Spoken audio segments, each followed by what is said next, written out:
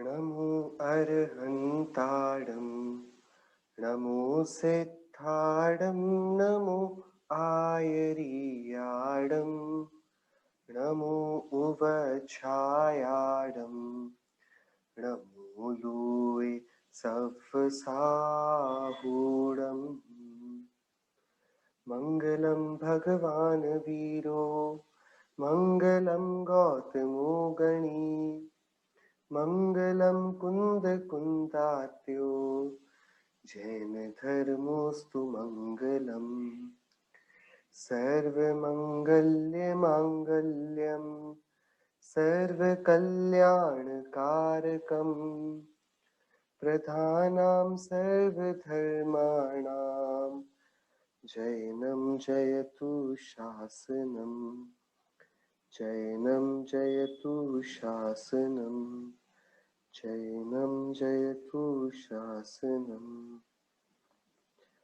मोक्षमार्गस्य नेतारं भेत्तारं कर्मभूभृतां ज्ञातारं विश्वतत्त्वानां वन्दे तद्गुणलब्धये वन्दे तद्गुणलब्धये वन्दे तद्गुणलब्धये नमिदूणवड्डमानं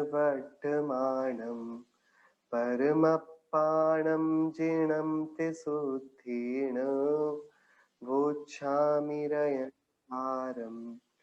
सायारणयारधं मीणम्। श्रीमद् भगवत कुंकुंदाचार्य देव प्रणीत यह रैनसार प्राकृत नाम का ग्रंथ और आत्मा के प्रकार कितने होते हैं, आत्मा कितनी अवस्थाओं में इस जगत में पाया जाता है, उसके स्वरूप पर प्रकाश डालते हुए आचार्य देव ने 3 प्रकार की आत्माओं का चित्रण किया है। उसमें सर्वप्रथम बहिरात्मा का क्या लक्षण है, इसको आचार्य देव ने 126 से लेकर 132वीं गाथा तक विस्तार से हम सभी को समझाया, जिस पर हम सभी प्रारंभिक गाथाओं पर बहुत विस्तार से चर्चा कर चुके हैं। आचार्य देव ने सबसे पहला लक्षण इसका बताया बहिरात्मा का कि वह आत्मा के प्रति रुचिवंत नहीं है। उसे ना तो आत्मा के ज्ञान में रुचि है, आत्मा के ध्यान में रुचि है, अध्ययन और आत्माधीन सुख के रसायन के पान में भी वह कुछ भी आकर्षित नहीं है। और इसके विपरीत वह आत्मा से इतर, आत्मा से बाहर की वस्तुओं में सुख की आकांक्षा रखता है, उनसे सुख की याचना बनाए रखता है। और इसमें आचार्य देव ने 2 प्रकार के लोगों को खड़ा किया। आत्मा को नहीं जानने वाला पर विषयों में विरक्त, ऐसा जीव भी बहिरात्मा है, और आत्मा को न जानने वाला और विषयों में आसक्त, ये वाला जीव भी बहिरात्मा है। क्योंकि यदि आत्मा को नहीं जानता और विषयों से विरक्ति ले ली है, तो विरक्ति का फल तो किसी और जगह आसक्ति था। तो जब आत्मा से वह अपरिचित है, सो आत्मा से का तो परिचय नहीं, तो जिसका परिचय नहीं उसमें तो रति हो नहीं सकती, और जिनका परिचय है उनसे उसने विरति ले ली है, तो फिर वे किसकी रति करते हैं? तो आचार्य देव ने बताया वे अज्ञान की रति करते हैं। अपनी कल्पना से ही कुछ मिथ्या मार्गों को यथार्थ मानकर उन पर चलना वे प्रारंभ कर देते हैं। सो विषयों से विरक्त हो जाना ये अंतरात्मपना या परमात्मपना नहीं है, ये तो अधूरी स्टेज है जो प्रारंभिक, जो उसको स्टैब्लिश करेगी मोक्ष मार्ग पर, वो ये स्टेज है कि हमें आत्मा का ज्ञान अवश्य होना चाहिए। किसी भी बहाने से आत्मा के ज्ञान के प्रति शून्यता वह हमको मोक्ष मार्ग में आगे नहीं बढ़ाएगी। ये वाली बात कर लेने के बाद आचार्य देव ने जिन विषयों से विरक्ति की बात करी थी, उन विषयों का यथार्थ स्वरूप बताया। उन्होंने 3 उदाहरण दिए।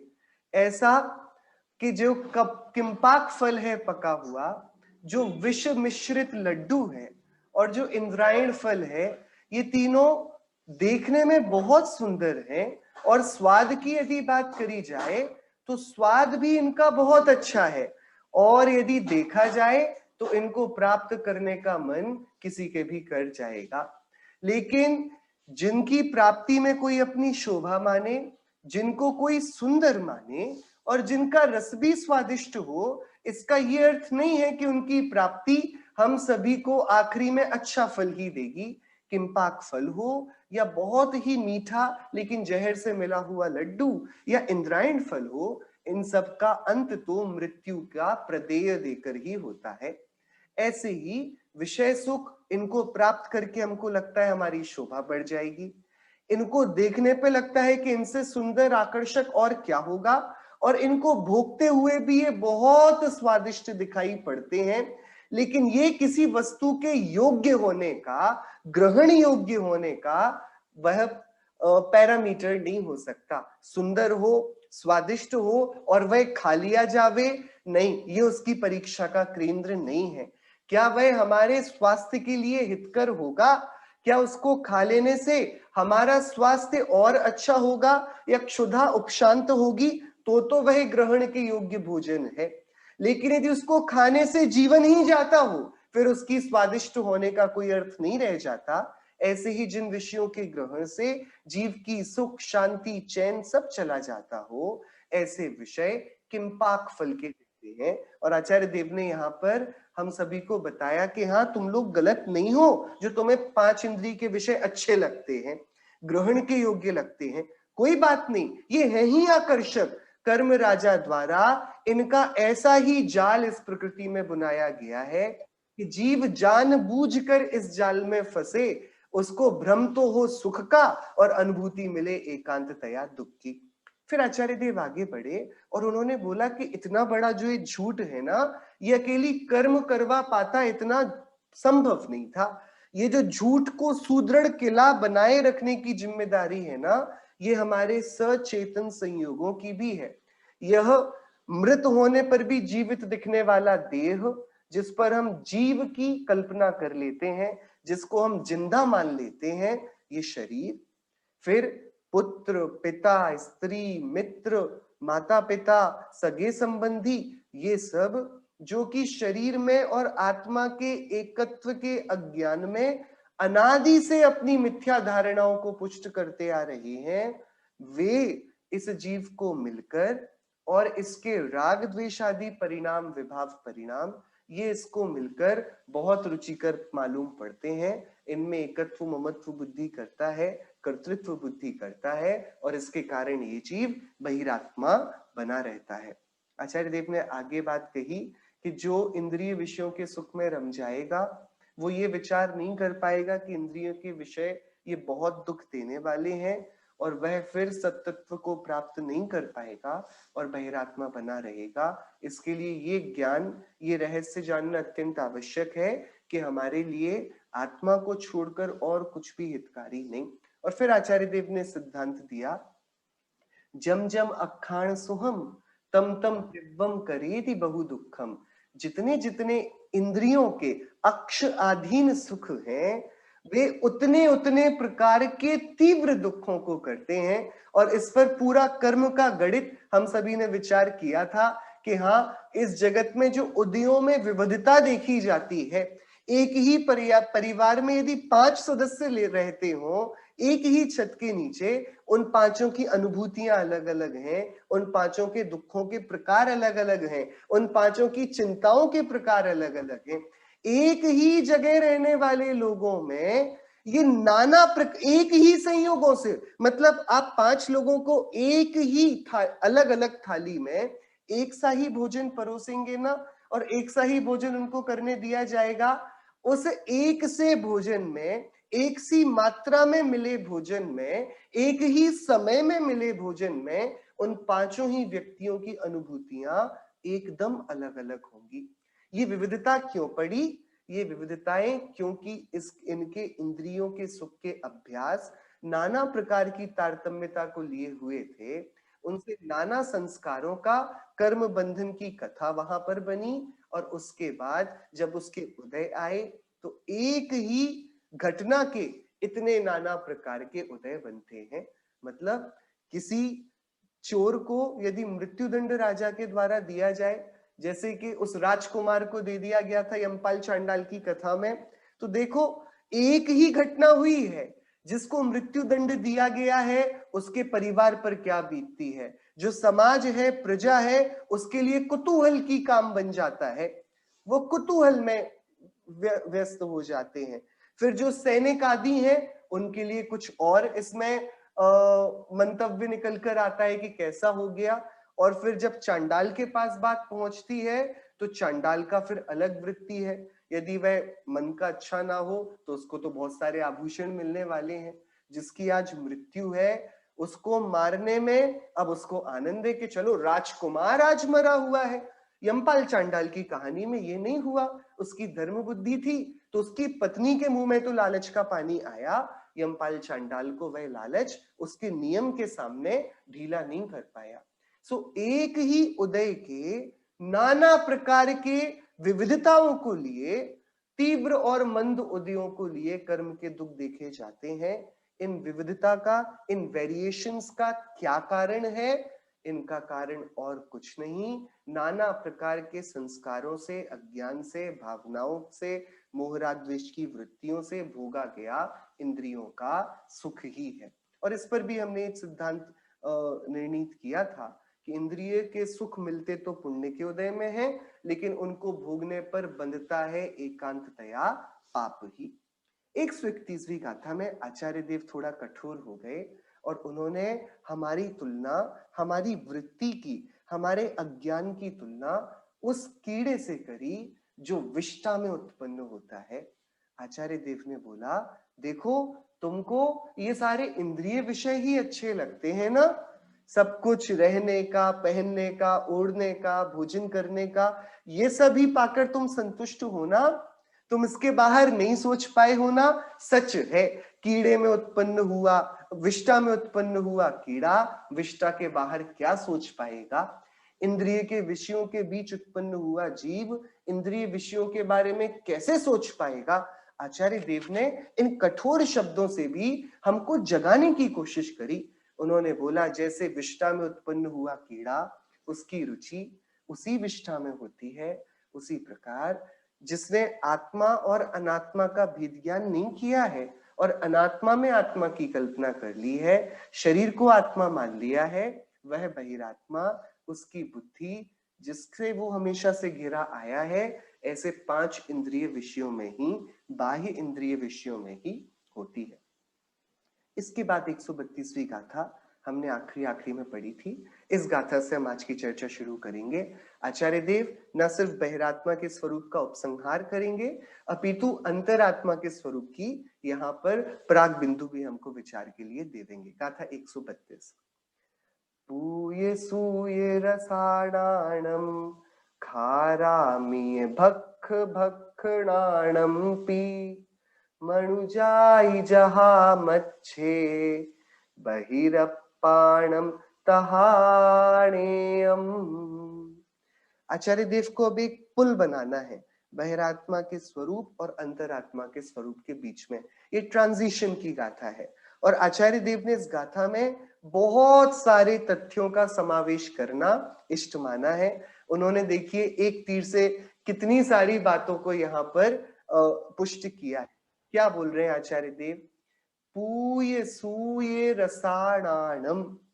पूय यानी कि अपवित्र पदार्थ, पीव आदि, जो पीव हो जाती है शरीर का जो अपवित्र पदार्थ है ऐसा, और सूय यानी कि जो अच्छे रस, पूय सूय और रसाणानम, और जो अच्छे रस है, ऐसे रस जो कि ग्लानि उत्पन्न करा दें, और ऐसे रस जो कि ग्रहणीय है, पीने के योग्य है, बहुत शीतलता देते हो, अच्छे स्वाद वाले हो, ऐसे रस, और अपवित्र मलिन ग्लानि उत्पन्न कराने वाले रस, इन दोनों रसों के भेद को, और क्या, खारामीय, खार यानी कि क्षार, ऐसा जो कि हमें बिल्कुल भी ना सुहाए, और अमृत यानी कि बहुत मीठा, बहुत ही एकदम हृदय को आह्लादित करने वाला, जिसको ग्रहण करते ही तृप्ति मिल जाए ऐसा।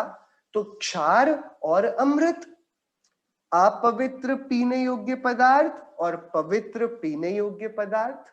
अपवित्र एकदम जो अपेय है, पीवादी, और पीने योग्य जो हम फलों के रसों को मानते हैं, इक्षु रस को मानते हैं, ये रस। और फिर क्षार अथवा अमृत, और क्या, भक्ख भक्षणाणम पी, भक्ष और अभक्ष का ज्ञान भी। किस किस का ज्ञान? तीन बातों का।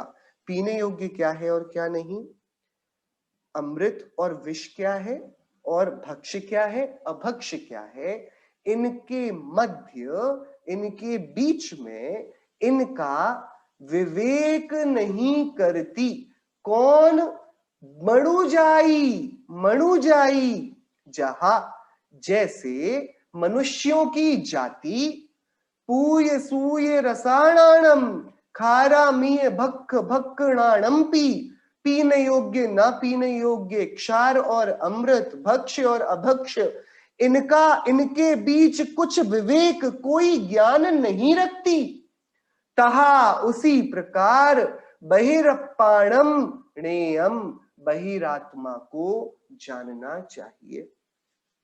देखिए, सबसे पहली बात तो हम सभी को कई बार बहुत हृदय में पीड़ा उत्पन्न हो जाती है कि इस काल में सत्तत्व की आचरण को धारण करने वाले, धर्माचरण की बातों को सुनने वाले, उसकी चर्चाओं को करने वाले, हृदय में समता शांति क्षमा को रखने वाले ऐसे जीव कम क्यों होते जा रहे हैं? और प्रतिदिन इस युग में हिंसा का वातावरण बढ़ता जा रहा है, क्राइम रेट्स बढ़ते जा रहे हैं, लोगों के मन में बेईमानी, लोगों के मन में तीव्र कषाय, बहुत विद्वेष, आपसी वैमनस्य इतने क्यों बढ़ते जा रहे हैं?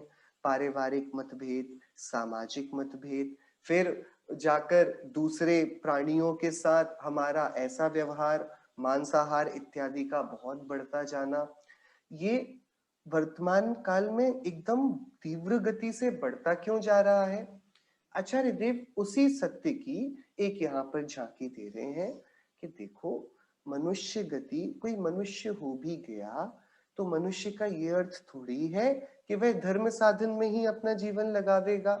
अरे धर्म साधन करने वाले जीव तो बहुत थोड़े हैं। कितने थोड़े हैं कि नगण्य हैं, मतलब ना के बराबर हैं। और इसी कारण सामान्यतया मनुष्य जाति अविवेकी कही जाती है। क्या भैया, आपने 6 खंडों के नाम सुने?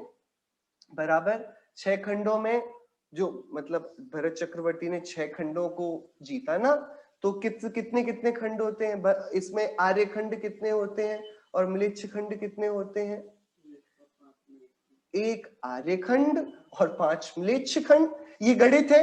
तो आउट ऑफ 6, 5/6 जो पॉपुलेशन है, 5/6 ऑफ द पॉपुलेशन ये कौन सी है? म्लेच्छ जाति। और 1/6 कौन सी है? आर्य जाति। और उस आर्य भूमि में भी, उस आर्य खंड में भी म्लेच्छ परिणामों को करने वाले अधिक हैं और धर्माचरण को पालने वाले बहुत कम हैं। तो इस प्रकार से हम फर्दर उनका ग्राफ देखेंगे, उनकी साइज देखेंगे, उनकी पॉपुलेशन को देखने जाएंगे, तो सदाचरण को करने वाले, सद्धर्म का पालन करने वाले वो मनुष्यों के बीच भी बहुत थोड़े हैं। इस कारण जब सामान्यतया कहा जाएगा, जैसे हम कह देते हैं ना कि फला देश तो मांसाहारी देश है, फला देश शाकाहारी देश है, बराबर, तो इसका क्या मतलब है? ये वाले देश में सभी लोग ऐसा भोजन लेते हैं कि नहीं? यहां पर मेजॉरिटी है। आचार्य देव मेजॉरिटी की अपेक्षा मनुष्य जाति का वर्णन कर रहे हैं। तो हमें तुरंत ही आचार्य देव इस बात का ज्ञान करा रहे हैं कि जो हम सभी ने अपने जीवन को जिनागम में वर्णित जो छोटे छोटे नियम हैं उनके ग्रहण से इतना साफ और पवित्र बनाया है ना, ये मनुष्य जाति का बड़ा दुर्लभ काम है। ये अपने आप में एक आश्चर्य है। बहुधा मेजॉरिटी ऑफ द पीपल, जो मेजॉरिटी है मनुष्य गति के जीवों की, वो तो अविवेकी है। और किसमें? कि सीधा गणित है। 2 बात हो गई। पहली बात तो कि अविवेकी है, और अविवेकी का पैरामीटर क्या लिया आचार्य देव ने? रसना इंद्रिय के विषयों को, जिह्वा के प्रिय वस्तुओं को। भोजन से उन्होंने ये बताया कि भैया विवेकी है या अविवेकी है। आचार्य देव का स्टेटमेंट क्या है कि मनुष्य जाति जैसे विवेक नहीं रखती, और एट द सेम टाइम उन्होंने क्या बोला, किस में, कि भक्ष अभक्ष में, जो पेय रस है और अपवित्र रस है उनमें, क्षार और अमृत में। तो तत्काल ही प्रश्न हुआ ना कि फिर खाने पीने की बात आ गई। जिन जैन धर्म में तो सिर्फ भैया आलू प्याज मत खाइए, रात में मत खाइए, ऐसा मत खाइए, सिर्फ खाने पीने की बात है। घूम फिरकर हमारे विवेक का निर्णय भी यहीं पर आकर कर लिया जा रहा है। सो ये वाला दूसरी बात यहाँ पर ये है, हमारी जो जीवनोपयोगी वस्तुएं है ना, वो जीवनोपयोगी वस्तुओं में सबसे महत्वपूर्ण वस्तु है आहार, हमारा भोजन, और उसमें जल का ग्रहण भी निहित है। तो खाना पीना, ये दोनों, भोजन का ग्रहण, जल का ग्रहण, इससे जीवन चलता है, बराबर। और ये इसी उद्देश्य से बहुत कुछ आज की जो आधुनिकता है वो भटक गई है। हम सभी जो जीवन जिया करते हैं वो किसके आधार से, भोजन के आधार से, बराबर।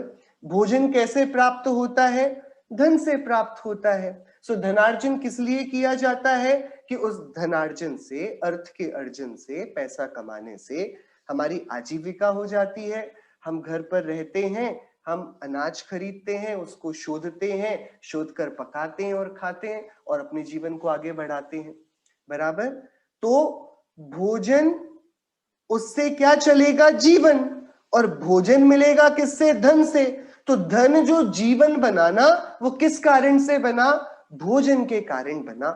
अब बात यहां विचार की ये है, विवेक का निर्णय भोजन से क्यों, कि जिसके आधार पर हमारे 10 प्राण हैं, ऐसी महत्वपूर्ण वस्तु, ऐसी जीवन के लिए अत्यंत आवश्यक मूलभूत वस्तु, जिसके कारण हमारा जीवन चलना है, जिसके बिना जीवन नहीं चल पाएगा, ऐसी कि जिस पर हमारी जीवन और मरण का प्रश्न उपस्थित है।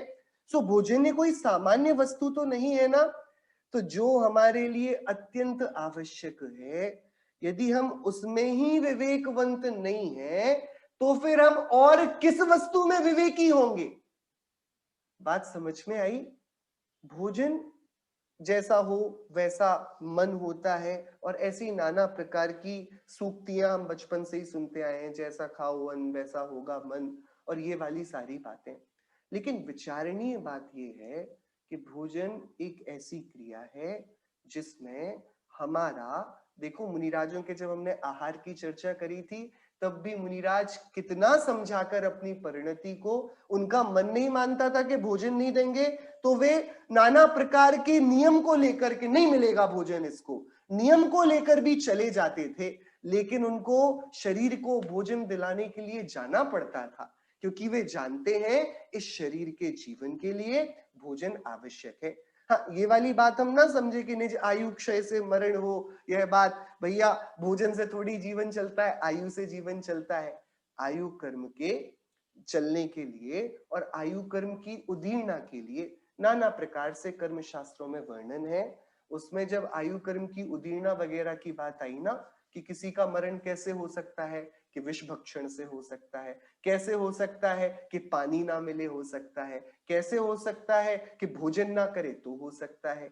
सो आयु कर्म का निमित्त नैमित्तिक संबंध उसके क्षीण हो जाने का भी भोजन से चलता है। सो हम यहाँ पर वो बातें ना करें। हमारे समझने की बात क्या है, पहली बात, मनुष्य जाति अविवेकी है, मेजॉरिटी। दूसरी बात, विवेक अविवेक का निर्धारण किससे होता है, भोजन से होता है। चरणानुयोग शास्त्रों की ये रीति है। तो अब आचार्य देव एक ही गाथा में बहिरात्मा का और चरणानुयोग का स्वरूप प्रतिपादित कर रहे हैं, और ये आचार्य कुंद देव की लेखनी का ही सामर्थ्य है। वे क्या बोल रहे हैं कि सुनो, आर यू अवेयर, क्या आपने कॉन्शियसली अपने भोजन के बारे में विचार किया है।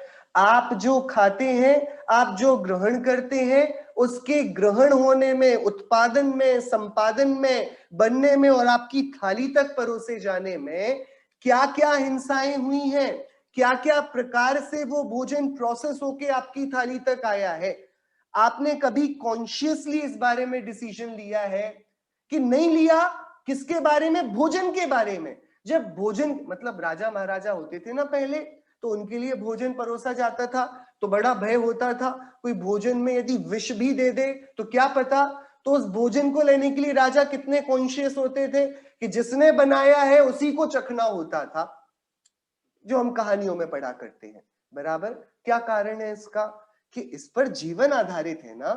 तो जैसे यहां मरण की तो बात नहीं, क्योंकि हम तो देख रहे हैं हमने अपने हाथ से बनाया, लेकिन हमारा मरण नहीं हुआ तो क्या, हमारे जीवन के लिए कितने जीवों को मरण से गुजरना पड़ा इस भोजन के संपादन में, इसके बनाने में।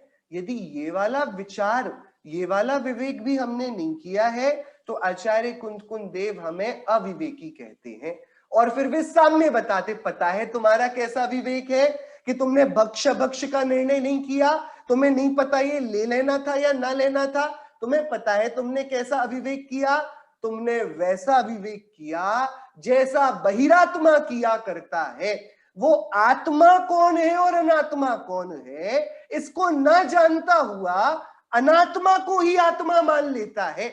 जैसे भक्ष क्या है, अभक्ष क्या है, क्षार क्या है, अमृत क्या है, अपवित्र क्या है, पवित्र क्या है, इसका विचार किए बिना अभक्ष को, अपवित्र को, क्षार को ही ग्रहणीय मान लिया गया और तुम मजे से खा गए। बिल्कुल ऐसा ही, बिल्कुल यही वाली गलती को, इसी अपराध को किया करता है बहिरात्मा।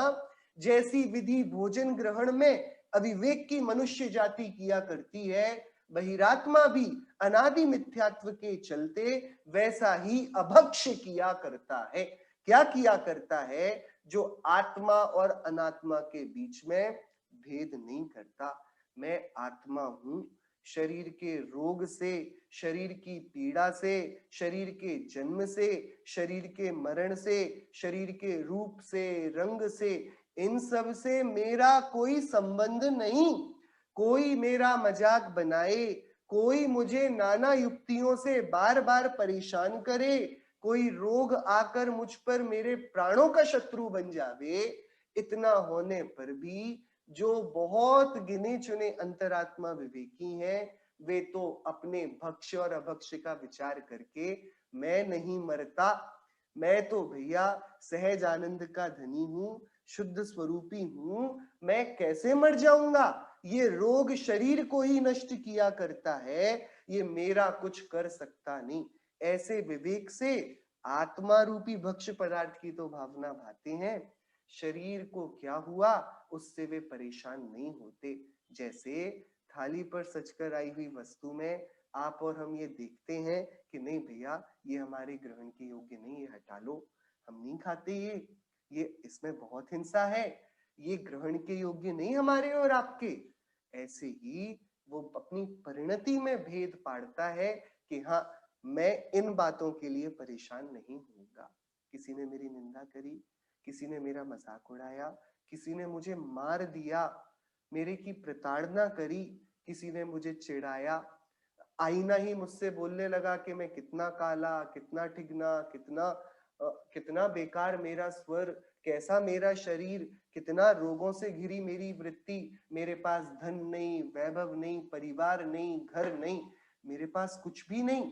ये नाना प्रकार से हम जो अपने आप से बात किया करते थे ये मानकर कि वास्तविकता ये है, आचार्य कुंद देव कहते हैं ये तो अभक्ष और भक्ष के विवेक के बिना वाली बात हो गई। जो तुम नहीं हो उस बात के लिए परेशान रहे। बहिरात्मा का यही स्वरूप है कि वह अविवेकी है, और अविवेकी है, विवेक शून्य है, ऐसा बहिरात्मा है। तो अंतरात्मा कौन होगा, ये वाली बात का यहाँ पर आचार्य देव ने इशारा किया कि हाँ अंतरात्मा विवेकवंत है और जो विवेक शून्य है वह बहिरात्मा है। ये वाली चर्चा अभी तक आ गई है।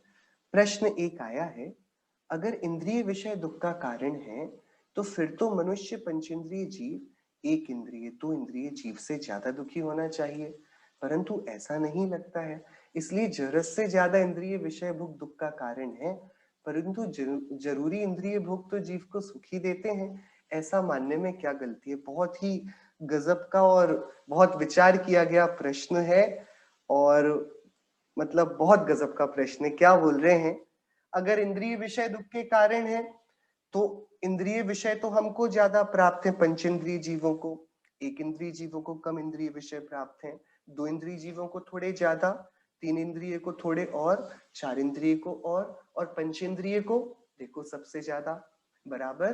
तो ऐसा क्यों बोल रहे हो कि इंद्रिय विषय दुख के कारण है? ऐसे में जिनके पास इंद्रिय विषय ज्यादा होंगे वो ज्यादा दुखी होंगे, लेकिन निगोदिया जीव ज्यादा दुखी है या मनुष्य ज्यादा दुखी है? प्रश्न बहुत गजब का है और अपने आप में बहुत सारे जिनागम के सिद्धांतों को लिए हुए है। देखिए, किसी ने बहुत ज्यादा अपराध किया, उसने मृत्यु कर दी, किसी की हत्या कर दी, बराबर। आप क्या कहेंगे, उसको नरक जाना चाहिए या निगोद जाना चाहिए? हम सामान्य, हम कौन होते हैं कहने वाले, लेकिन हम विचार करें, कोई बहुत हिंसा करके आया है, किसी ने 700 मुनिराजों को घानी पे पिलवा दिया है, किसी ने बहुत खड़े हुए पूरे भरे पूरे गांव को घेर कर आग लगा दी है, सबको जला दिया, खत्म कर दिया। ऐसे जीव को यदि कर्म व्यवस्था का हम विचार करें तो तीव्र कषाय, तीव्र क्रोध, तीव्र क्रुद्ध मन वचन काय की प्रवृत्ति, ये निगोद का कारण है या नरक गति ले जाती है? एकदम तो हम सभी तत्काल बोल देंगे कि वो नरक जाएगा। क्यों नरक जाएगा? निगोदिया ज्यादा दुखी है कि नारकी ज्यादा दुखी है? ये चर्चा संग्रह में प्रश्न उठाया है। ब्रह्मचारी रायमल जी ने ये प्रश्न चर्चा संग्रह ग्रंथ में उठाया कि भैया नरक में ज्यादा दुख है या निगोद में ज्यादा दुख है? आप बताइए। क्योंकि जब भी दुखों के भोगने का प्रसंग आता है हम नरक का उदाहरण देते हैं, हम निगोद की बात नहीं करते। निगोद में तो हम ये बता देते एक श्वास में 8-10 बार जन्म्यो मर्यो भर्यो दुख बार, जबकि वो बात तो लब्ध्य पर्याप्तक जीव की है, वो तो नाना प्रकार की इंद्रियों वाले जीव भी हो सकते हैं। एक श्वास में 18 बार जन्म मरण करना ये लब्ध्य पर्याप्तक जीव का है तथ्य। निगोद में हर कोई इतना जन्म मरण करे ऐसा ऐसा ये भी आवश्यक नहीं है। बात विचार की क्या है कि दुखों के भोगने के लिए यदि किसी को आपको पनिशमेंट देना हो तो आप उसको नरक भेजेंगे या निगोद भेजेंगे? यदि आप उसको निगोद भेजेंगे तो आपके प्रश्न का उत्तर यहां पर सही हो जाएगा कि ठीक है, मतलब दुखों को ज्यादा निगोद में भोगा जा सकता है तो निगोद भोजा जाए इसको। और हमारी बात उल्टी हो जाएगी कि इंद्रियों के विषय जैसे जैसे बढ़ते हैं वैसा वैसा दुख बढ़ता है और जैसे जैसे घटते हैं वैसा वैसा दुख घटता है। अब बात समझना, हमारा आगम और हम सभी इसमें एक मत हैं, जितना क्रूर परिणाम होगा उतने नीचे के नरक में वे जीव जाएंगे।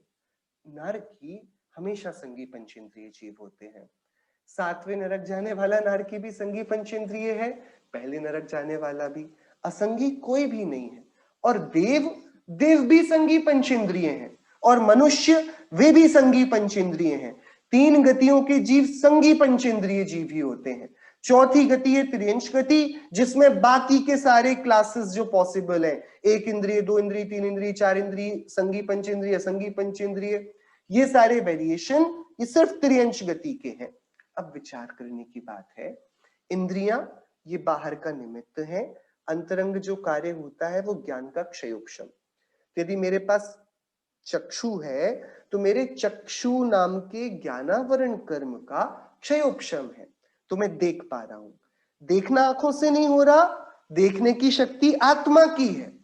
आंखें वहां पर एक टूल है, जैसे चश्मे से नहीं देखना होता, चश्मा वो हेल्प कर देता है। ऐसे जैसे चश्मा है ना लोक में, चश्मे से दिखाई नहीं देता, चश्मा देखने में सहायता करता है। आंख से दिखाई नहीं देता, देखता तो ज्ञान है, आंख उसका इंस्ट्रूमेंट है, वो सहायता करती है। तो ये जो एक एक इंद्रिय का बढ़ना ये क्या सूचित कर रहा है?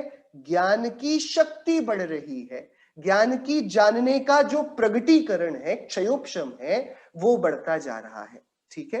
अब आप सो रहे हो और कोई यदि आपसे दुर्वचन बोले या आपकी नींद बहुत गहरी लगी हो, वो आपको, आप पलंग पर सो रहे हो, जमीन पर गिरा दे, आपकी नींद ना खुले, आपको कितना क्रोध आएगा, कितनी पीड़ा होगी। कि जब तक हम जाने नहीं, जब तक हमारा ज्ञान जागृत ना हो, तब तक दुख की अनुभूति कराना असंभव है। तो ये वाला नियम निश्चित हुआ, किसी को दुखी या सुखी तभी कराया जा सकता है जब उसका ज्ञान जागृत हो। जितना हीन ज्ञान होगा, दुखों की अनुभूति उतनी कम कराई जा सकेगी। बात सही है ना? मतलब यदि किसी को किसी को पनिशमेंट देनी हो तो उसको बेहोश नहीं किया जाता, उसको होश में लेके टॉर्चर करते हैं, जब भी जो किया जाता है अलग अलग जगह। सो इंद्रियों के बढ़ने का मतलब ज्ञान की शक्ति के बढ़ने का है। ज्ञान और आनंद की दोस्ती है, ज्ञान और दुख की दुश्मनी है। यहां आचार्य कह रहे हैं ज्ञान बढ़ेगा, इंद्रिय के विषय बढ़ेंगे, इंद्रिय के विषयों के पीछे, ज्ञान के पीछे काम कर रहा है उसकी मोह राग द्वेष की वृत्ति, और यहां पर पीछे काम कर रहा है जीव का सुख गुण। जैसे ये ज्ञान बढ़ता है तो ये और जानता है, इंद्रिय के विषय बढ़ते हैं क्योंकि इंद्रियां प्राप्त हैं, तो ये और को देखता है, देखता है तो इसके इच्छा बढ़ती है, इच्छा बढ़ती है आकुलता बढ़ती है, तो ज्ञान बढ़ा तो इच्छा करने की शक्ति है, डिजायर को करने की शक्ति है, तो उसकी आकुलता है, तो ज्ञान के बढ़ने से आकुलता बढ़ी, आकुलता का दुख बढ़ा। ज्ञान कम होता, इच्छाएं कम होती, तो दुख कम होता। बात समझना, ये वेदना वाला दुख है। जो निगोद का दुख है ना, वो दुख इसका है कि जीव के पास पूरा केवल ज्ञान स्वभाव है, सिद्धों जैसा है, लेकिन कैद है एक इंद्रिय पर्याय में, कुछ नहीं कर सकता, कुछ भी नहीं, ना उसको सूंघना आता है, ना चखना आता है, ना देखना, ना सुनना, है जीव लेकिन कहने का, जड़वत हो गया है, नाम ही स्थावर है। सो एक इंद्रिय आदि के जो दुख हैं वे स्वभाव के ना प्रकट होने के दुख हैं, वे मिथ्यात्व जन्य दुख हैं, वे दर्शन मोह के तीव्र उदय वाले दुख हैं। दर्शन मोह यानी मिथ्यात्व क्यों खतरनाक है? क्योंकि वो जीव को ये वाला दुख नहीं देता कि उल्टे पैर टांग दिया और टॉर्चर किया जा रहा है। मिथ्यात्व के कारण जीव का चैतन्य स्वभाव ही धीरे धीरे क्रश कर दिया जाता है। वो ऐसी चेतना में पहुंच जाता है जहां पर उसको कोई सुध ही नहीं है, कुछ पता ही नहीं है। सो जो इंद्रिय जन्य दुख जिनसे हम डरते हैं ना, देखो आप में से यदि कोई बेहोश हो जाए, हम यदि कोई बेहोश हो जाए, हम में से किसी को कोई आपत्ति नहीं है, डॉक्टर ऑपरेशन के पहले बोलेगा मैंने एनेस्थीसिया आपको दे रहे हैं, आप बेहोश हो जाओ, हम में से कोई दिक्कत वाला नहीं। डॉक्टर बोले कि नहीं हम आपके हाथ को और पैर को कट लगाएंगे और आपको जागते रहना पड़ेगा, हम सभी घबरा जाएंगे, हम इतनी हिम्मत नहीं कर पाएंगे। हम चैतन्यता के शांत हो जाने से, हमारे बेहोश हो जाने से नहीं घबराते, क्योंकि हमको पता है उस समय चैतन्यता शून्य सी रहेगी, दुखों की क्या अनुभूति होगी। लेकिन कर्म राजा का यही तो खेल है, जो शरीराधीन दुख हैं उन दुखों का डर, क्योंकि हमारे और शरीर के प्रदेश एक जगह हैं, तो वहां पर जो वृत्तियां होती हैं उनकी अनुभूति जीव के प्रदेशों में भी देखी जाती है। जहां जहां आपके प्रदेश हैं वहां वहां आपकी पीड़ा है। आप नाखून को कट कर लोगे, आपको कोई पीड़ा नहीं होगी क्योंकि चैतन्य प्रदेश वहां नहीं है, लेकिन नाखून के साथ उंगली के थोड़ा सा भी स्किन निकल जाएगा ना नेल कटर से, आपको प्रॉब्लम हो जाएगी, वेदना हो जाएगी। आप शेव से पूरे के पूरे यहाँ के और दाढ़ी के बालों को आप अलग कर लीजिए, कोई प्रॉब्लम नहीं, थोड़ा सा कट लगता है आपको उसकी अनुभूति होती है, वेदना होती है। तो शरीर की अनुभूति नहीं है, वो चैतन्य आत्मा के प्रदेशों की है। वो सचेतन आत्मा असंख्य प्रदेशी है ना, वो अपने प्रदेशों में वेदना का अनुभवन करता है। उसको भ्रम होता है कि शरीर के कारण ये दुख है, शरीर तो निश्चेत है, अभी इसकी चेतना सो जावे तो शरीर को चीर दिया जावे, फाड़ दिया जावे, उसको क्या फर्क पड़ना है। सो हमारे जो इंद्रियाधीन दुखों का दुख मानना है, ये वाली बात आत्मा और शरीर के अध्यास से, अज्ञान से खड़ी होती है। इंद्रिय विषय दुख के कारण इसलिए हैं क्योंकि इच्छाओं के कारण है। जीव का जितना ज्ञान बढ़ेगा उतना वो आकुलता कर पाएगा, उतनी वो टेंशन ले पाएगा। एक फादर, एक पिता जितना स्ट्रेस ले सकता है, 4 साल का उसका बच्चा उतना टेंशन नहीं ले सकता। उसका ज्ञान इतना विकसित नहीं, जितना आप दुनिया को समझोगे उतना आप स्ट्रेस लेने की कैपेबिलिटी अपने अंदर बनाते जाओगे, उतने थॉट्स आपके अंदर घूमने लगेंगे। तो ज्ञान का बढ़ना, इंद्रियों की और परिपक्वता होना, ये विषयों से हमारा और परिचय कराती है। जितने प्रकार के विषय, उतनी प्रकार की इच्छाएं, उतने प्रकार के विकार, उतने प्रकार की आकुलताएं, उतने प्रकार का दुख। सो विषयों का परिचय हमारे अंदर अनायासी नाना प्रकार की इच्छाओं की, आकुलताओं की उत्पत्ति कराता है, इसलिए विषयों को दुख ही कहा है। हालांकि ये निमित्त नैमित्तिक संबंध है, हम इसको ऐसा ना समझें जिस जिसके पास विषय है वो इच्छा से ग्रस्त है, नहीं। संभावना, मेजॉरिटी, किसी को देखकर बहुत कुछ यदि आप बच्चे को खिलौनों की सजी धजी दुकान से ले जाओगे तो 10 बच्चों को ले जाओगे तो 8 बच्चे तो बोलेंगे मुझे खिलौना चाहिए, 2 ना बोले, आपने सच में अच्छे से डिसिप्लिन उनको किया हो। सो मेजॉरिटी ये है कि यदि आपका मूड नहीं हो कि बच्चों के खिलौने पे पैसे खर्च नहीं करने हैं तो अच्छी बात है कि उनको मेले पे मत लेके जाओ, नहीं तो वो तो मच लेंगे। ऐसे ही इस हृदय को, इस मन को 5 इंद्रियों के इस बाजार से जितना दूर रखा जाए उतना इसको इच्छा से, आकुलता से, दुख से दूर रखा जा पाएगा। लेकिन कब? जब चैतन्य आत्मा की अनुभूति हो तब। उसके बिना का तो विषय त्याग भी किसी काम का नहीं। आचार्य देव अभी 135वीं गाथा में बहुत गंभीर बात यही कहने वाली हैं कि अरे आत्मा को जानने वाले भी विषयों के सौंदर्य को देखकर विचलित हो जाते हैं। तो भाई ज्ञानियों के जीवन में भी जब विषय आकर्षण क्रांति ला देता है, उनके हृदय को आंदोलित कर देता है, तो जिसने आत्मा का स्वरूप ही नहीं जाना, स्वाभाविक है विषयों को देखकर इच्छा रूपी नागिन उसको विष डाल ही देगी, उसको काट ही लेगी।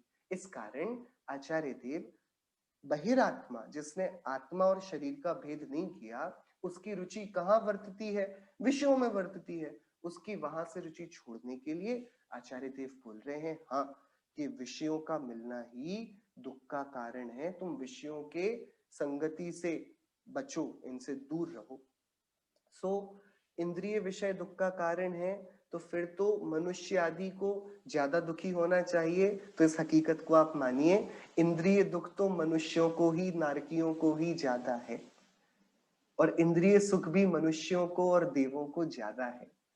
लेकिन हाँ, जिस दुख से हम निगोद आदि के दुखों का वर्णन पढ़ते हैं वो तो हमारे पत्थर हो जाने का दुख है। हमारी चैतन्य, हमारी शक्ति ही चली जाएगी कि हम कुछ सोच पाएंगे, कुछ समझ पाएंगे, अपने हिताहित का निर्णय ले पाएंगे। तो वहां पर दुख तो स्वभाव के ही छिन जाने का है, स्वभाव पर ही आपत्ति आ जाने का, विपत्ति आ जाने का प्रश्न है। सो निगोदिया जीव के इंद्रिय जन्य दुख नहीं है, संयोग जन्य दुख, इंद्रिय जन्य दुख तो नारकी के हैं। तो 7वें नरक की नारकी की रौरवता का वर्णन जिनागम में किया जाता है। जो एक इंद्रिय का दुख है ना, वो इस अवसर की शून्यता का है कि वो कभी नहीं जान पाएगा कि वो सिद्धों जैसा, अरिहंतों जैसा अनंत ज्ञान, अनंत दर्शन वाला है, और कभी वो जन्म मरण के उस चक्र से निकलेगा ही नहीं। हाँ, मरण की वेदना होगी, जन्म की वेदना होगी, कितनी होगी? उतना ही तो महसूस करेगा जितना उसका ज्ञान होगा। केवल ज्ञान के अनंतवे भाग उसका ज्ञान है, अक्षर के अनंतवे भाग, बहुत छोटा उसका ज्ञान है, मति श्रुत ज्ञान वाला है, फिर भी बहुत छोटा है, बहुत कम है उसके। उतना होने पर भी वह जीव जितना भी दुख को भोगता है सो ज्ञान की और सुख की मैत्री है, ज्ञान की और दुख की दुश्मनी है। तो जो भी भोगा जाएगा वो ज्ञान के पर्दे पर ही भोगा जाएगा। ये वाली बात एकदम सही है कि जरूरत से ज्यादा विषय भोगों का, विषय भोग दुख के कारण है, लेकिन जरूरी इंद्रिय भोग तो जीव को सुख ही देते हैं, ऐसा मानने में क्या गलती है? ये वाला प्रश्न तो मानो 134 और 35वीं गाथा का पूर्व प्रश्न ही है। इसकी चर्चा आचार्य देव आगे करेंगे ही। कि चलो हम ये बोल देते हैं जो हमने आचार्य गुणभद्र देव से भी पढ़ा था कि बीज राख फल भोग वे जो किसान जग माही। या फिर हमने ये पूछा था कि भैया जैसे मीठा खाने से पेट खराब नहीं होता, ज्यादा खा लेने से होता है, ऐसे विषयों के सेवन से दुख नहीं होता, अति विषयों के सेवन से दुख होता है, अजीर्ण से होता है। तो ये वाली बात ठीक है, लेकिन अभी प्रकरण ये चल रहा है, आचार्य देव प्रकरण मान्यता का कर रहे हैं। आत्मा क्या मानकर अपना जीवन जीता है उसकी बात कर रहे हैं। तो मान्यता में तो थोड़ा सा विषयों का संपर्क भी आकुलता का जनक होने से दुख ही है। इसलिए विषय संपर्क थोड़ा भी इष्ट नहीं, लेकिन जैसे रोगी को दवाई लेनी पड़ती है, ऐसे संसार में जब तक अंतरात्मा है उसको विषयों की ना चाहते हुए भी दवाई लेनी पड़ती है। आचार्य देव आगे 4 उदाहरणों से समझाएंगे कि ये जरूरत से ज्यादा विषय भोग दुख के कारण होंगे, लेकिन जितने उपलब्ध है उतने तो ठीक है ना। क्या आचार्य देव बोलेंगे नहीं, ये भैया बाइनरी है, 0 या 1 है। श्रद्धा में बीच का कोई रास्ता नहीं है। या तो विषय सुख सुख के कारण हो या दुख के कारण हो, बीच का नहीं कि कुछ जरूरत के हिसाब के सुख के कारण है, बाकी दुख के कारण है। जो वह सुख के कारण दिखते हैं उनकी प्राप्ति में हमें संतोष होता है, ये हमारा बहिरात्मपना है। सम्यक दृष्टि को उनकी प्राप्ति में संतोष नहीं, उनके मिलने पर भी उसके चैतन्यता का, उसके भेद ज्ञान का वहां पर प्रकट रहना, जागा रहना, ये उसके अंतरात्मपने को बनाए रखता है। तो ये आगे की चर्चा में ये जो प्रश्न का द्वितीय पक्ष है ये आएगा ही। कल से हम सभी अंतरात्मा के सुंदर स्वरूप की चर्चा करेंगे। आपको यदि अंतरात्मा, बहिरात्मा, परमात्मा का बहुत सुंदर और भावनाओं से भरा वर्णन पढ़ना हो तो आप आचार्य पूज्यपाद देव के समाधि तंत्र ग्रंथ को अवश्य पढ़ें। ऐसा ही आचार्य योगेंदु देव का योग सार ग्रंथ भी बहिरात्मा, अंतरात्मा, परमात्मा के गीतों से भरा हुआ है। बहिरात्म पने में हमने क्या मूढ़ताएं करी, गलतियां करी, अंतरात्म पने में कैसा पुरुषार्थ किया, और फिर परमात्मा होकर हम कैसे आनंद को भोगेंगे, इसका सुंदर वर्णन इन दोनों ग्रंथों में बहुत विस्तार से है। हम सभी को शीघ्र ही इस बहिरात्म पने से निवृत्ति हो, चैतन्य देव हमारी परिणति में प्रकाशित हो और हम अंतरात्मा होकर परमात्मा की आराधना कर परमात्मपना प्रकट करें। इसी मंगल भावना से जिनवाणी स्तुति। मानुष जन्म सफल भयो आज, मानुष जन्म सफल भयो आज, शीस सफल भयो ईश नामत ही, श्रवण सफल जिन वचन समाज, मानुष जन्म सफल भयो आज, मानुष जन्म सफल भयो आज, भाल सफल जू दयाल तिलक ते, नैन सफल देखे जिन राज, जीभ सफल जिन वाणी गान ते, हाथ सफल करी पूजन आज, पाय सफल जिन भौन गौन ते, काय सफल नाचे बल गाज,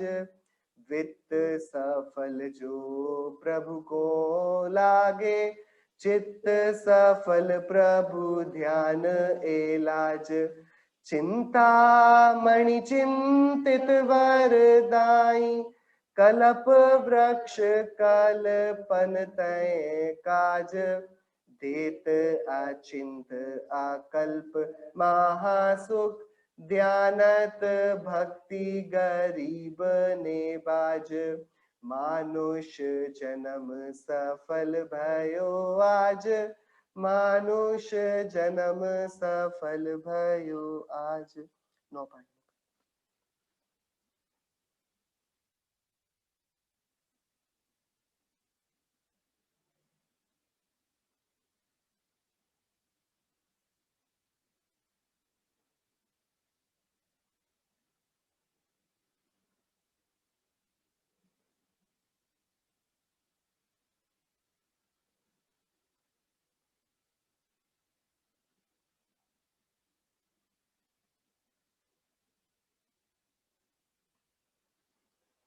बोले अंतर्मुख मुद्रावन सर्व जिनेन्द्र भगवंतों की जय हो।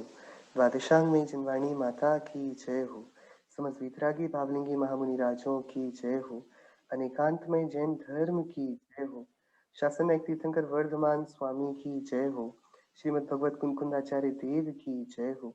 श्री रैण सार ग्रंथ की जय हो। जय जिनेन्द्र।